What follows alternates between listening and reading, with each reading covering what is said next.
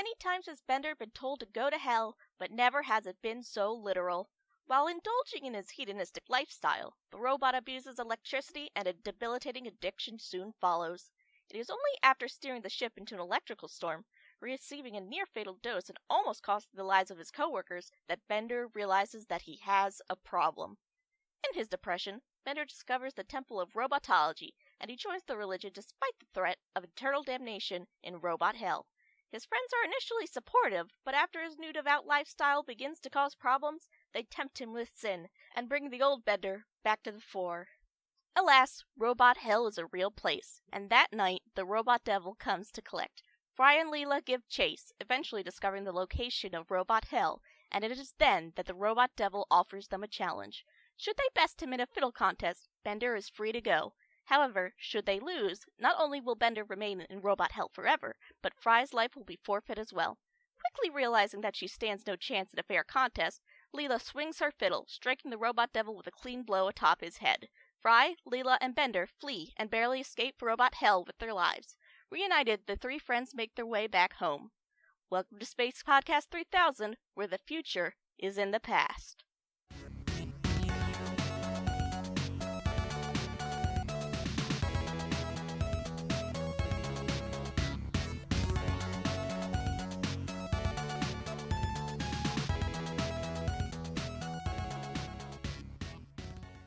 So before we start talking about the actual episode, we should probably mention that season 1 had 13 episodes made, but Fox split the 4 production seasons of the show into 5 broadcast seasons, so only 9 episodes aired as season 1, and they would even start airing some episodes out of order later. Now, it's an episodic show, so this isn't a huge problem, but to clear up any potential future confusion now, we are using the production order, so this is not the season 1 finale. We still have 4 more episodes after this. Hey, at least it's not as bad as the airing order for Miraculous. Oh god, don't even get me started on that one. This would have been a pretty underwhelming season finale. I mean, as an episode, it's perfectly fine. It's really fun, but as a season finale, you'd expect something a bit grander, you know? Well, the season 1 finale that we actually have isn't any grander than this, but this is a fantastic episode. I think it's one of my favorites in the season. Well, yeah, what's not to love about an episode that combines robot drugs and robot masturbation into one sick compulsive urge? All right, so why don't we start at the beginning? That credits gag, really good and also really fitting for this episode. Apparently Futurama is condemned by the Space Pope. At least this episode is. Fair enough. Gotta mention the appearance of Madison Cube Garden.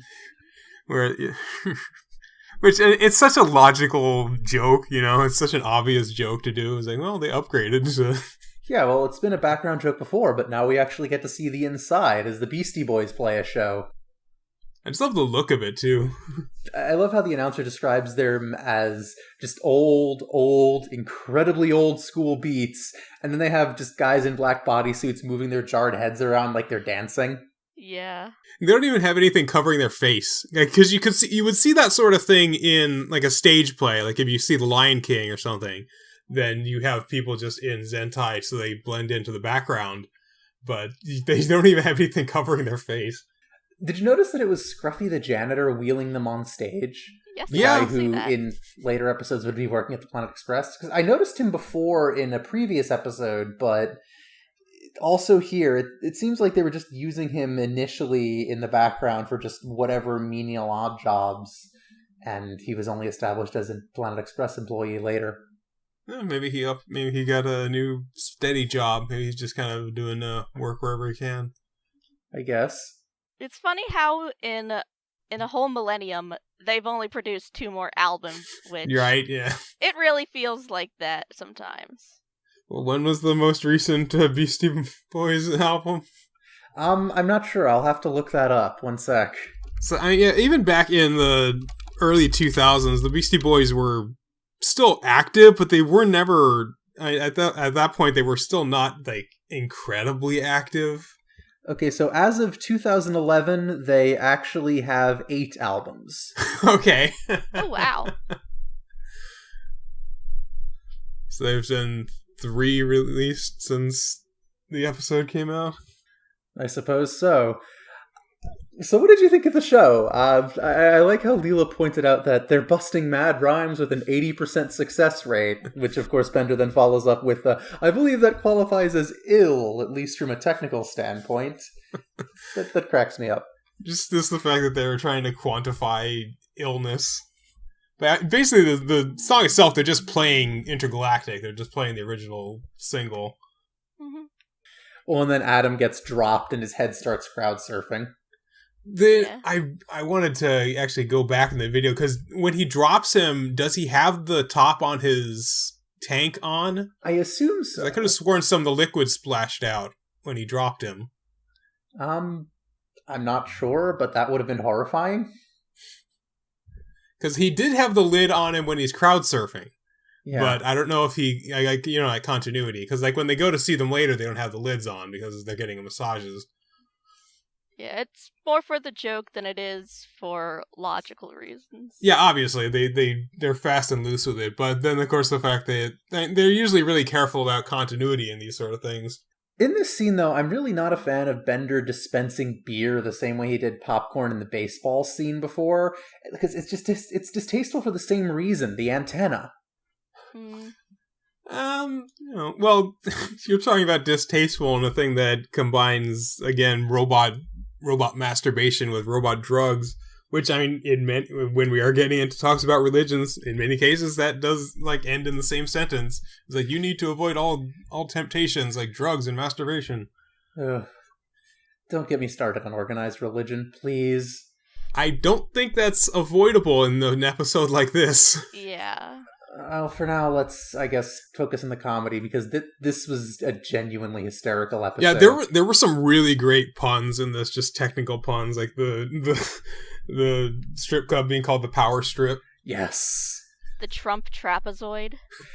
The Trump trapezoid hits different post-2016, let's be honest. It really does. Still in the concert scene, I'm also a fan of Fry saying, "We're gonna party like it's 1999. Again." That's the way he does it. That's how he rolls. He always say 1999. I like the fact that that Leela and Bender like the show. They're not like criticizing like this is such an old, nobody cares about this kind of music anymore. TZ, my favorite bands are generally from like the 70s and 80s, and that was like 40, 50 years ago. Of course. And then of course we have Leela beating people up in the mosh pit. I was just choking back laughter that whole time. I've never been in a mosh pit, so I've barely ever been at a concert. I would not want to be in a mosh pit. I've never been to a concert with a mosh pit, but I have been to concerts before. I'm not really big on crowds or loud noise. Yeah, neither am I generally, unless I like really, really like the music. Like if I'm seeing Pink Floyd or Yes, I'm good with that, but Fair enough. I also really like the alien lanternfish doing the lighter thing. Yeah, that's such a simple joke, but I mean, they have nice designs. They're fun characters. Yeah, it's cute. You could almost expect them to like go to a robot that has like a lighter for a hand and it just like holds his arm up. Has like a flamethrower or something. Yeah, but no, they had to go the extra little bit of creativity and have the lanternfish. I appreciate that. You could have expected him to like pan over again and have like a robot that's doing the same thing. Rule of threes, And then you have Bender's friend Fender the speaker, and Bender asks him, "You still working at Jack in the Box?" And just the fact that his friend is named Fender, Bender and Fender. Well, I mean, Fender is an actual... It's a brand. It's a brand of sonic equipment. They make a lot of really well-known guitars. Mm-hmm. Together, they are a Fender Bender. I do have to say, it's a good thing that the head jars have name labels, because I can't tell which of the Beastie Boys is which based on how they're drawn. They look nothing like themselves. Like, Adam is drawn blonde. No, in real life, all three of them have dark hair. Well, it has been 1,000 years. Maybe they went with the different styles. It's just so weird. Did they voice themselves in this episode? They did. I saw it in the credits. Yeah, the Beastie Boys were actually in this, which is pretty neat. I have to wonder if they wrote the episode and then asked them, or if they got them to want a cameo and then wrote the scenes around them. I don't think the episode itself lended itself particularly, like, we have to have this artist. It probably could have been written for any sort of band or artist that they could have seen at the time. But then they just kind of write the episode around whoever agreed to do it. But, like, the Beastie Boys, that's kind of a random choice. I mean, they were popular at the time, obviously, but they're, I guess, Intergalactic fits better than many other particular songs they could have chosen.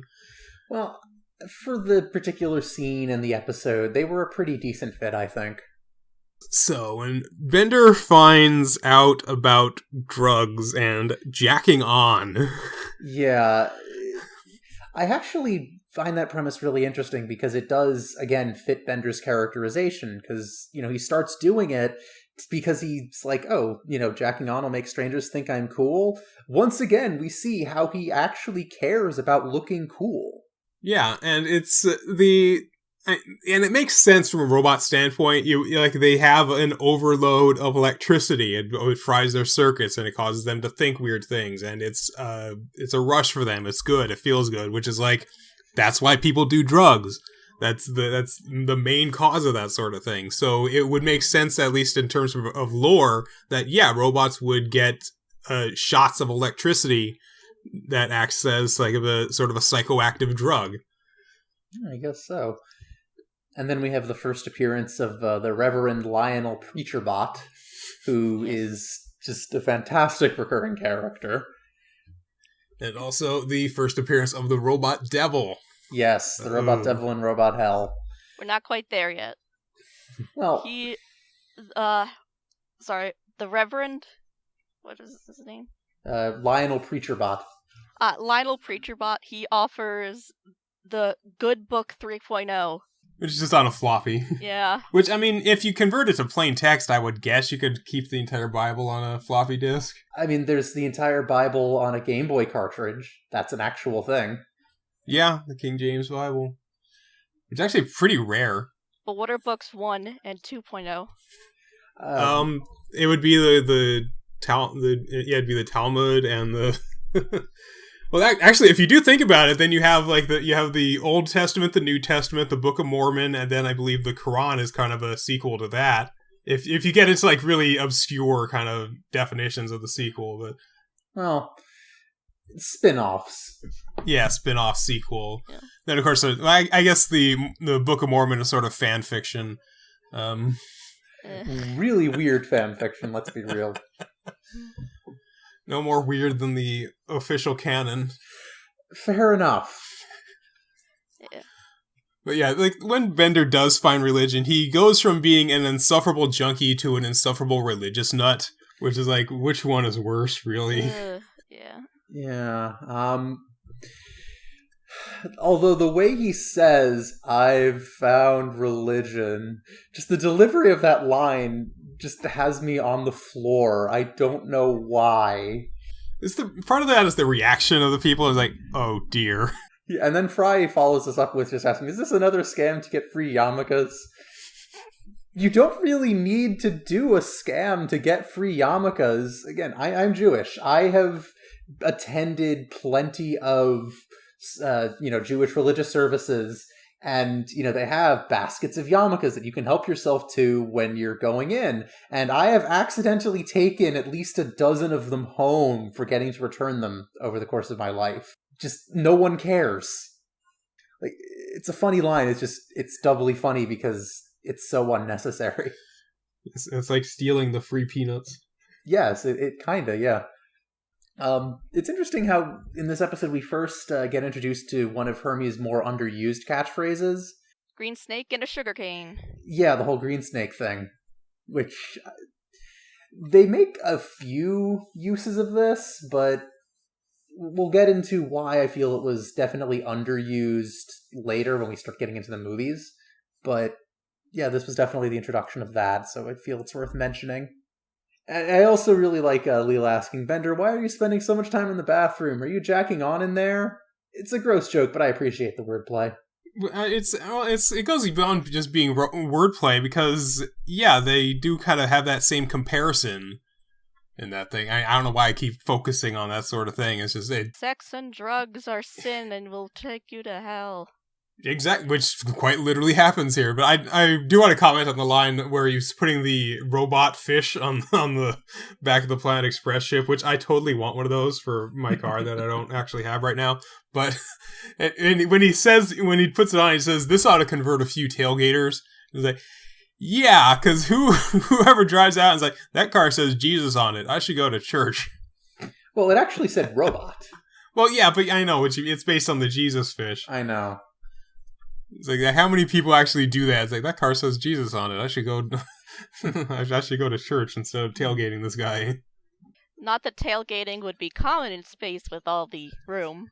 Right, yeah, although given the Futurama universe, you never know. And of course, the Planet Express crew in this episode are sent to deliver a crate of subpoenas to Sicily 8, the mob planet. And they just cut it right out. They just go and they're back. Yeah, well, because the joke has already been told. The joke is sending subpoenas to Sicily 8. Yeah. And then there's the return joke of, Fry saying, I know Big Tony said he was giving me the kiss of death, but I still think he was gay. I'm not sure how I feel about this joke, honestly. It's just casual male homophobia. Which is not like the hateful kind, it's just like, I don't like the way you're making me feel. I'm just kind of ambivalent on it, honestly. Just, it's not terrible here, it's not like some horrible, blatantly homophobic joke, but it's still just a little, you know what I mean? The question is whether there was tongue, and there was a little bit, so... Anyway, moving on. I think it's great how just the static from the electrical store makes Fry's hair stand on end. I know that. It's just he's got his big fry fro. I have to put up with so much static electricity during the winter. Oof. My cats get so mad at me because I keep zapping their poor little ears. Oh no! Oh, dry weather, isn't it lovely? My hair gets horribly frizzy regardless of the weather, but it is especially bad when it's dry. Yeah, really, the point of that scene is to just kind of push Bender into doing something insanely dangerous just for a hit of electricity, which, flying the entire ship into an electrical storm, yeah, that's kind of crossing a line there. I do like how they had the touch of that he actually does go out through the airlock. It says airlock in the back of the room. It's a pretty good joke how he ends up melting onto the roof of the ship and Amy has to use a jackhammer to get him loose. And then they have a replacement robot legs and thighs, and just in a box. Like, yes, it's like when you buy a bucket of chicken, that's the legs and thighs. Yes, that's a really nice detail that they actually have a crate of robot legs in the shot. It's just a different cartoon probably would have just not bothered. They probably would have. Yeah, they just would have not bothered to he just has his legs back somehow. It's like, how did he get those? Like, no, we replaced them. Yeah, but like that's such a good attention to detail. I love it. Wonder if they have another box of arms and torsos. Probably. And of course we have Fry saying, this is just like when my friend Richie swore he wasn't taking drugs, and then he sold me my mom's VCR, and then later I found out he was taking drugs. It's a small joke, but I like it. Because Fry's always just so oblivious about these things. Yep. I hope Richie got clean. I hope so. It's interesting, though, how this episode that is ostensibly about the robot devil and robot hell only really goes there for like 6 minutes of its runtime. Well, you do have to, of course it is a 22, 24 minute episode, so it is only about a third or fourth of the episode, but that is a decent amount of it. Yeah, it doesn't feel rushed. It's interesting how, the supposed topic of the episode, we're only there for about a third of it, because we initially have to go through Bender's whole drug addiction, and then the religious subplot and all that. Yeah, well, they have to have a character arc, of course, because he obviously had this sort of personality before, and then he just goes back to being the same person he was, or the same robot he was, which I guess there's sort of a good message at the end. It's like, you don't need to worry about whether you're going to end up in robot hell, or you don't need to try to be a good person or a bad person. Just be a person, or a robot in this case. Yeah, I suppose so. Like, could you be a little less evil than that? It's like, you want me to drop you? I love a lot of the jokes in like the church scene and just with the religious subplot, though. Like, the Reverend saying, "I will now baptize you. Press any key to continue." Or the mechanical arm dunking Bender into a barrel of high viscosity baptismal oil. I thought it's specifically baptismal oil. The one robot going, "That is correct," instead of an amen. I think it was "that equals truth," but yes. Oh, that equals truth, yes. And then Bender saying "robot grace" and quoting the prophet Jeremitic.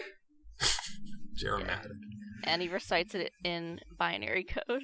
With a 2 at the end somehow. Which I don't know if that binary translates as anything, because it is somewhat short, like in the episode, because it does crossfade. And of course we have the presser commenting, if only he joins a mainstream religion like Oprahism or Voodoo. Oprah. I could totally see Oprahism becoming something in 1,000 years. Yeah, although Vodun is an actual thing with several offshoots in the African diaspora, but it's really nothing like the Hollywood depiction. Yeah. Oh yeah, absolutely. I could see Oprahism because people practically worship celebrities already. Well, Oprah in particular, yeah. Yeah, we've seen that with so many other things. Like really, what's the phrase? The difference between a cult and a religion is whether the leader is dead. I don't think I've heard that quote before, but yeah, that tracks. Of course, I do personally find a little bit of humor in just Bender's line, "back to the office for an enjoyable evening of fasting and repentance." See, I'm going to mention again, I'm Jewish. That's just Yom Kippur. In no universe would I describe it as enjoyable. See, it's enjoyable until nightfall, and then you can finally eat again, I guess. I don't know. Unless I'm thinking of like Ramadan, I don't know. Which is right now. Ramadan's a whole thing where it's like this lengthy period of time. I don't know exactly how many days off the top of my head. I don't have many Muslim friends, unfortunately, but yeah, there you can eat at night, just not during the day, I think. Yom Kippur, it's just one day from sunrise to sunset you can't eat, but you spend the whole day in temple praying and fasting, and it is not fun. Yeah, I can't imagine going that long without food.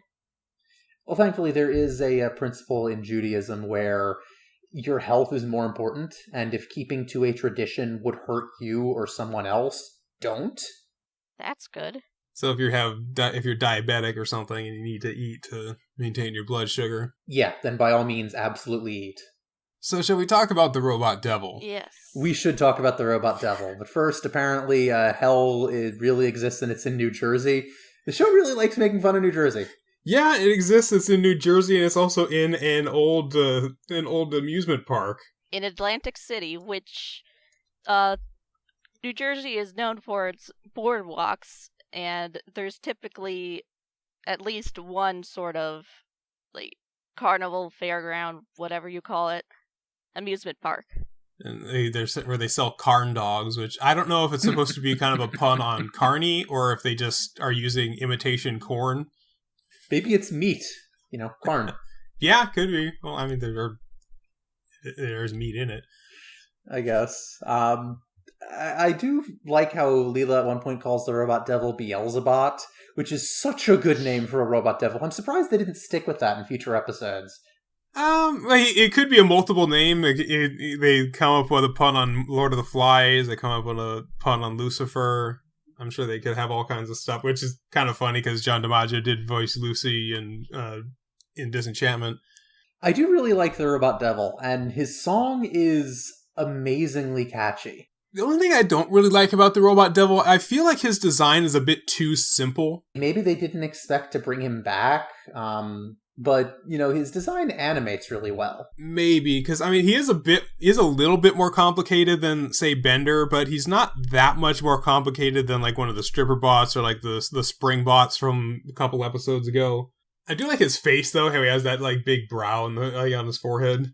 I do feel I should mention that the song ended up being, like, by far the most well-known part of this episode, to the point that I heard it before I ever knew what Futurama was. Really? Yeah, back in the day, I spent a lot of time on Flash animation and game aggregate sites, compiling all of this stuff. And there was one that I saw once, Mega Man Goes to Hell.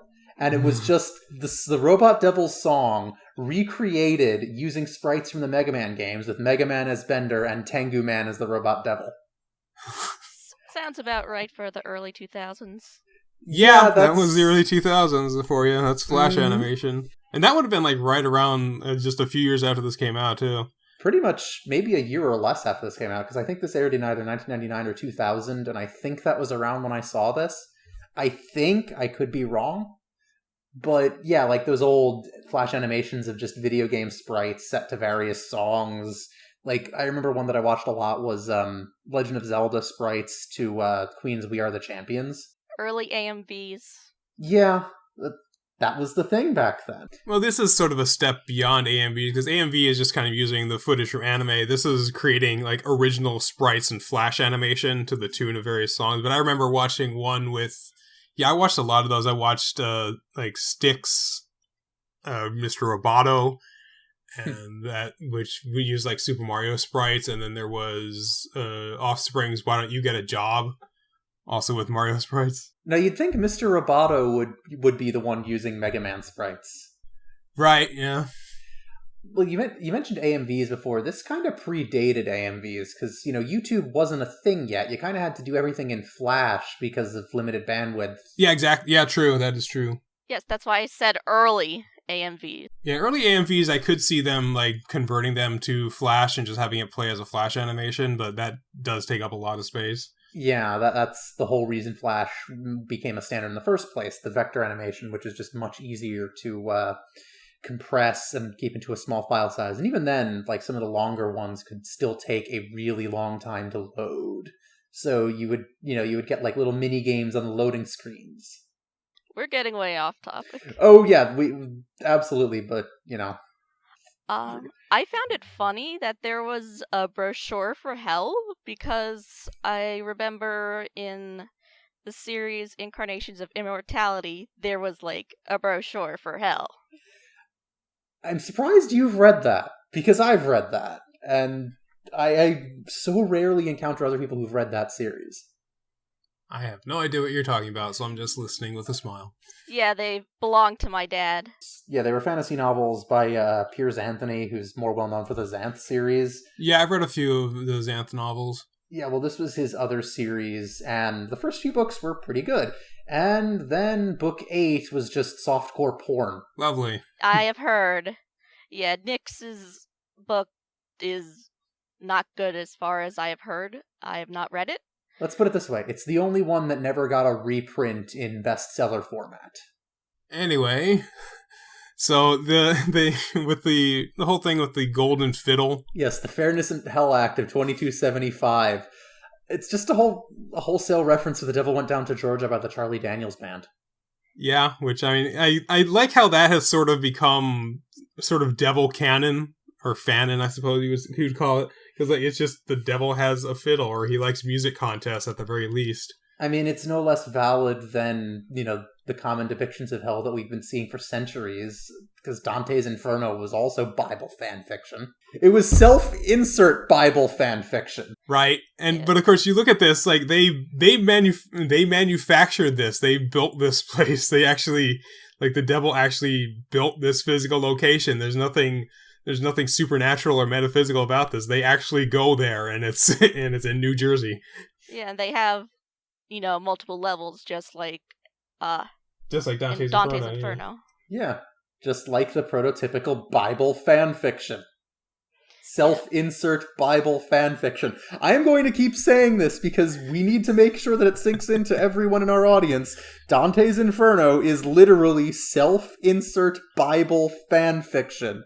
Don't feel guilty about writing self-insert fanfiction, kids. That's what Dante's Inferno is.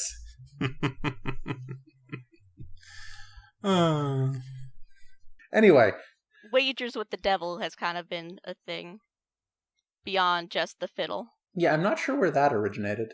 Well, I feel like it could be traced back to something like the Seventh Seal, where he makes a deal with death, and then that can sort of be converted to make a deal with devil or Hades or any Lord of the Dead. Sure, there were a lot of things making deals with Hades. Yeah. I do like how Leela says she doesn't play the fiddle, but I used to play the drums. They're sort of similar. Which, I mean, given that Fry has, like, no musical background, I suppose any sort of musical background would kind of help. At least you understand rhythm and timing. But yeah, no, there's no real crossover because the violin is extremely hard to play. I tried learning how to play the violin as a kid, and I could play Mary Had a Little Lamb, but that was about it. Yeah, but that's the other problem with the violin is like if you're not skilled, it sounds horrible, and so many people are just have absolutely no patience to learn this sort of thing because there's such a high barrier to entry to make it sound any sort of tolerable. So this episode also had just a lot of really good background gags that we haven't even touched on yet, like the broken transport tube with a mom's old-fashioned tube patch filling in a crack, and then there's a homeless guy sleeping in that same tube. I mean, I guess if it's public transit, you'll have that. Yeah, it's just like sleeping in a train station. And there's a banner in the background of the robot church, 10 sin, 20 go to hell. It's another really good programming gag. Which it could be saying 10 sign, too. True. Which usually is a keyword in most programming languages. Yeah, but I'm pretty sure it was just sin. I know, sin, but it's a reference to that, I guess. Maybe. Did you try to read the various tortures on the Robot Devil's roulette wheel? I tried, but it was too fast. I read some of them. It was like saute. Yeah. There's a good joke in there. Deep fry, bake, parboil, fricassee, saute, pleasant massage. Well, sometimes you get sometimes you land on the good one. Like the one in Avatar: The Last Airbender, they wanted a community service. He got boiled in oil. Bring him to the comfy chair. There's the visual gag at the end where he ends up kind of becoming an angel, which like they are really just kind of pushing that joke there where he has the gag with the wings and the halo and he's ascending towards the light and he's like, I could hurry if you drop the stupid fiddle. Yeah. And he hits the devil again. Yeah, that impact on the head would be really funny if it wasn't so predictable. Well, like I feel like the joke about the like making him look like an angel is also predictable, and they hit on it a bit too long. I think it would have been funnier if it was subtle, whereas they don't they don't hold on the shot with him flying up, or maybe just cut the Hallelujah chorus. Yeah, it's like when they do it in Blues Brothers 2000. It's like, okay, we get the joke. So I'm not sure. I mean, I'm sure you guys caught this, but the whole episode's title being a reference to Jean-Paul Sartre's play No Exit. Or it says hell is other people. Mm-hmm. I mean, it doesn't really have anything to do with the episode aside from the hell connection. It's a completely different version of hell. Well, that was also the name of the pamphlet they give him, which, I mean, is, since they never really say the name of the episode in the episode, like they don't start off with the title card or anything, I feel like it's... Sometimes I guess it's good to name drop the episode in the episode because they really don't do that too often. I'm surprised that the show doesn't do title cards of any kind, but, the episode titles are all listed on the DVDs and in, when it's aired on streaming or... You could just Google it. Yeah. This was a good episode. I'm weak for musicals and stuff. Oh, same. And this is the first real song we have in the show. Yeah, like first original kind of sing-along thing with it. Because I'm trying to think if there were any in the previous episodes. Yeah, it's not something the show really does often. There was Whalers on the Moon before, but that was a Diegetic song. Yeah. I mean, this is also a Diegetic song, but it's also very much a big show-stopping musical number. Yeah, Whalers on the Moon is just kind of a background song. This one is more of the front and center. Is like, we're performing this song for you and telling the story to help telling the story with it. So overall, in my opinion, this is one of the best of the season. Yes. I know I've been rambling a lot this episode, but there is just so many good jokes. This was a really good one. So yeah, I guess that will do it for this episode. Don't sin, folks. You don't want to end up in hell. You don't want a 20 go to hell.